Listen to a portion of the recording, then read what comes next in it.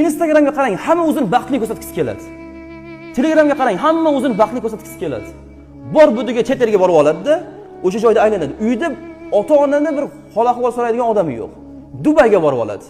Ha desa o'sha joyda selfie tushib internetga joylasak, ha odamlar boyaganda deb o'ylasin-da.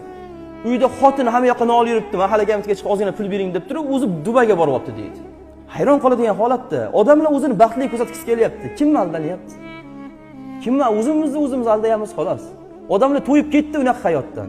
O'zini chiroyli ko'rsatishdan, baxtli yashayotgan ko'rsatishdan odamlar zerikib ketdi. Ishoning. Shunaqa holatga keldiki, o'sha boqimandalikka qarab boriladi oxir oqibat. O'zidan nimadir yasab olib ketadigan bo'lsa va hayotda bitta ish qoyillatmaydigan bo'lsa, oxir oqibat shunaqa holatga tushib qoladi. Keladi, hamma yoq qarz. Lekin yashashni ko'rsangiz, odam qo'rqib ketadi. Bu qanaqa qilib yashayapti ekan deydi. Nima kerak bu hayot? Sizdan da boy insonlar afif bo'lib, odamlarga yordam qilib, sekin o'sha uyda choyni ichib o'tiribdi. 100 barobar, 1000 barobar boy bo'lsa ham sekin atrofdagi qo'shnilarga yordam qilib, boshqa qilib, xotirjam uyda oilasi bilan ovqatlanib o'tiribdi. Subhanalloh, hayron qolasizda. Musulmonlar qayoqqa qarab ketyapti ko'rasiz. Hayron qolib dod-dod borasiz oxir. G'am, tashvish o'sha miyada oshqozon joylashib olgan, shahvat joylashib olgan. Boshqa narsa yo'q, fikrlash bo'lmayapti. Ayniqsa yoshlar orasida mana shu hayotda